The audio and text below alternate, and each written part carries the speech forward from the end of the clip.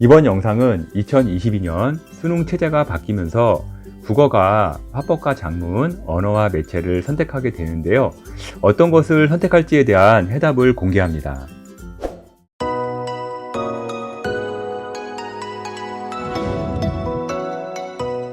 대입 영상으로 수시 6개 떨어지는 이유, 서울대 지원자가 많이 읽은 책 베스트 20, 수학 어떤 것을 선택할 것인가, 국어 화법과 작문인가 언어와 매체인가를 시리즈로 만들었으니까요. 1번, 2번, 3번 못 보신 분은 영상 모두 공개되어 있으니 꼭 확인하시기 바랍니다. 2015 개정 교육과정으로 인해 2022년 여러 과목들이 바뀌었는데요. 국어는 모든 수험생이 공통으로 시험을 보는 공통 과목과 각자 선택 과목을 화법과 작문, 언어와 매체 중 한 개를 선택하게 되어 있습니다. 이미 뉴스에서는요, 국어는 화법과 작문이, 수학은 확률과 통계가 선택이 많을 것이라고 하고 있는데요. 과연 남들이 많이 한다는 화법과 작문이 맞는 건지, 언어와 매체가 맞는 건지 비교해 보겠습니다. 2021년 이전은 문과, 이과 그대로 똑같은 국어를 보았으니까요. 퍼센트 나눠서 그냥 등급을 주면 되었습니다. 그러나 2022년부터는요. 국어 영역은 전체 45문항 중 공통 과목에서 34문항, 선택 과목에서 11문항이 출제가 됩니다. 공통 과목은 모든 수험생이 똑같이 시험을 보는 독서와 문학이며 선택 과목 11문항이 바로 화법과 작문, 언어와 매체 각각 출제가 되는 겁니다. 두 개의 과목 난이도를 9등급까지 동일하게 맞춘다는 건 로또보다 더 어려울 겁니다. 그래서 평가원이 다소 합리적인 계산식을 만들었습니다. 국어에서 45문항 중 34문항인 공통 과목은 다 똑같이 보니까 점수가 그대로 반영이 됩니다. 문제는요, 선택 과목 11문항인데요. 화법과 작문, 언어와 매체 난이도가 각각 다릅니다. 선택 과목 점수에 대한 조정이 들어가는데요. 여기서 계산이 아주 복잡해집니다. 이런 공식이 나오는데요. 점수를 다시 재산정하는 거예요. 너무 복잡하죠? 그래서 쉽게 설명해 드리자면 내가 선택한 집단이 공통 과목을 잘 보았다면 선택 과목 점수를 더 높게 산정해 준다는 공식입니다. 선택 과목의 난이도가 다르기에 그것을 구분해내는 방법을 공통 과목 점수로 결정해 버리는 거죠. 내가 아무리 화법과 작문을 잘 보았어도요, 내가 속한 집단이 공통 과목 34문항을 잘 못 본다면 선택 과목 배점을 높게 못 받습니다. 즉, 화법과 작문 만점자와 언어와 매체 만점자 중 선택한 과목의 집단이 공통 과목을 잘 보면요, 잘 본 쪽 만점자가 표준 점수가 더 높게 나옵니다.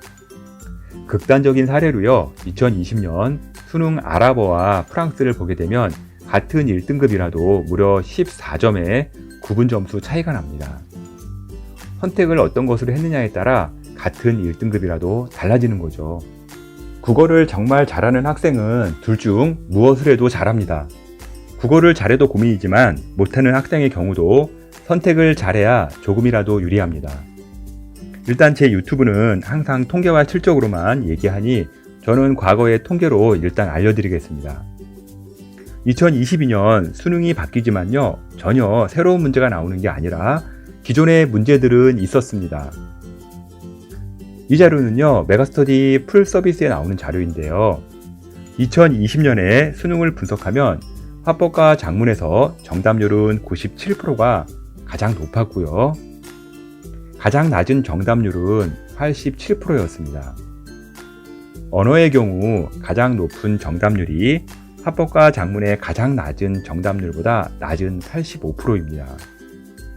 가장 낮은 정답률은요, 41%까지 나왔습니다.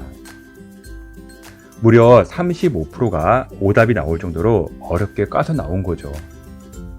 2019년 수능을 보게 되면요, 화법과 작문에서 정답률은 96%가 가장 높았고요.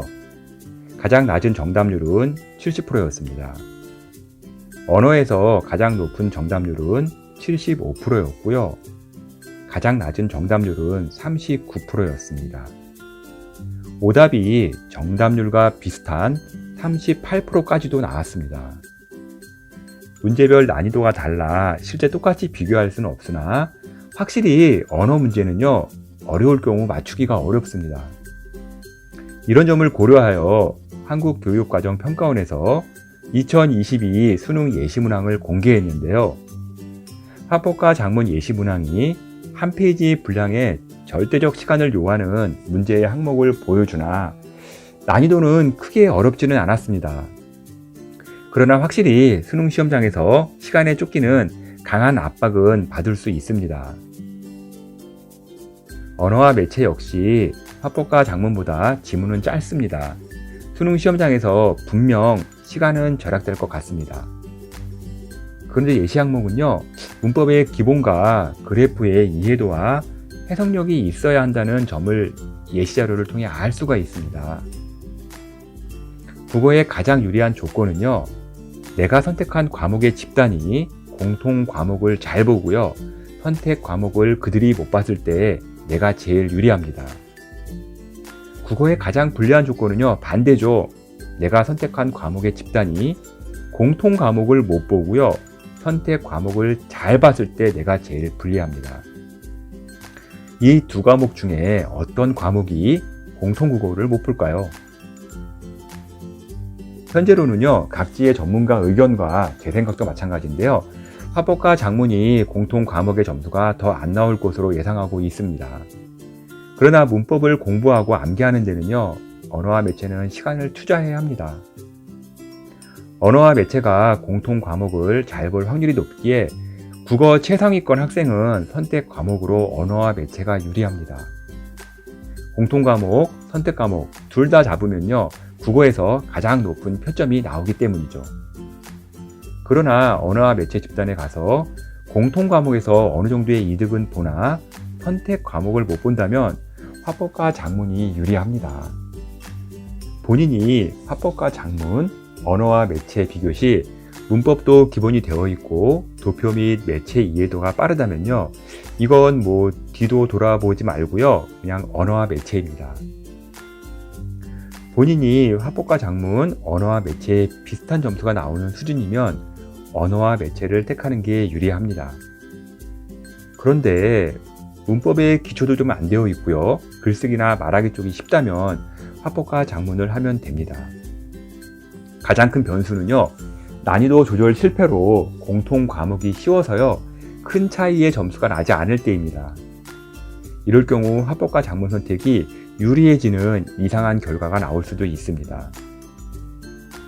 결론을 내자면요, 중위권 이하나 문법 기초가 없는 학생은요, 화법과 작문을 권합니다. 언어와 매체같이 암기나 시간의 투자가 덜하기 때문입니다.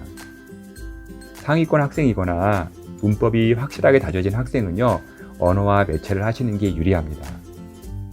가장 애매한 학생이 2등급대의 중상위권 학생입니다. 괜히 언어와 매체 쪽 했다가 선택 과목에서 점수가 낮게 나올 수도 있고요. 또 괜히 화법과 작문 이쪽을 공략했다가 점수는 잘 나왔는데 모집단의 공통 과목 점수가 낮아 표점이 깎일 수도 있으니까요. 잘 저울질 해야 하는데요, 중상위권 학생의 경우 상위권 학생에게 확실히 밀릴 것 같으면 화법과 작문을 택하는 게 나을 수도 있습니다. 지금 여러 가지 설들이 많이 있어요. 평가원이 난이도 조절을 통해 화법과 작문을 어렵게 내고 언어와 매체를 쉽게 낸다는 말도 있는데요. 이미 예시로 공개한 항목을 보면요, 언어와 매체는요, 공부 안 하고서는요, 쉽게 풀지를 못해요. 상당히 어려운 부분이 있어요. 반대로 화법과 작문은요, 수능 시험장에서 시간이 절대적으로 부족해서 그렇지 풀어는 볼만합니다. 애매한 성적이라면 화법과 작문을 하고요, 남는 시간에 다른 수능 공부하는 게 더 효율적일 겁니다. 지금까지 2022년 국어선택 분석 자료를 월간교육신문 컨설팅 이세용 대표가 전해드렸습니다.